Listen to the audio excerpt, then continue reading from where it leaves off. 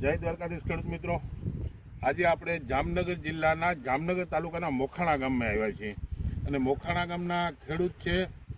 એની આ મેથી, મૂરા, રીંગણી, કપાસ અને ગુલાબ આટલા પાકમાં ગ્રીન ઇન્ડિયા ખાતર આપેલું છે.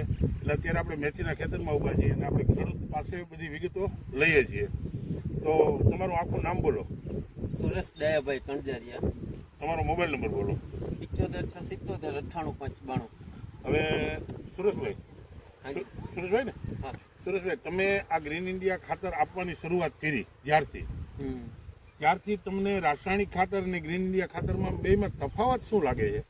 તફાવત એટલે રાસાયણિક ખાતર જે ઓલું દઈ ને બધું હાઇબ્રિડ નહીં, એના કરતા જમીન પોચી રહે, માલમાં વૃદ્ધિ થાય અને માલ લીલો છમ રહે છે. અને ઉમાં થાય એવું કે અમુક વાતાવરણ હિસાબે માલ ભરી જાય, પાંદડા ભરી જાય, બરાબર. પણ એના કરતા ગ્રીન ઇન્ડિયા ખાતરનો ઉપયોગ કર્યા પછી ઘણો ફેર દે છે કે એ જે ઉમાં થાય છે ને આમાં કાંઈ થતું નથી. બરાબર.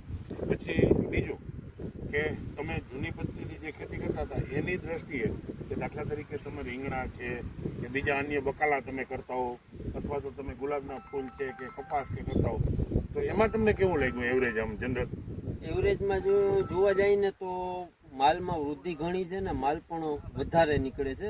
ઓલી જે દવા નાખીને એનાથી જમીનને પણ નુકસાન થતું અને માલ પણ ઓછો થતો. આ દેશીના હિસાબે જમીને આ ક્લાસ પહોંચી રહી છે ને માલ પણ ઉણપમાં રહે છે. બરાબર. હવે બીજું સુરેશભાઈ, આ ગ્રીન ઇન્ડિયા ખાતર રહ્યું એ તો તમને પહેલાં તો ખબર નહોતી કે 2 વર્ષ પહેલાં તમારી પાસે ખાતર નહોતું? હા, નહોતું. તો આ ખાતર તમે મેળવ્યું ક્યાંથી? અમે મોખાણામાં જ છે, ભરતભાઈ કરીને. એની આગળથી જ આ ઓનલાઈન આવ્યું ને એટલે એમાંથી એનો કોન્ટેક્ટ કર્યો અને ત્યાંથી જ અમને ખાતરનો 2 મહિના પહેલા લ્યો ને આ બધું જાણવા મળ્યું. અને 2 મહિનાથી અમે ઉપયોગ કરી છે.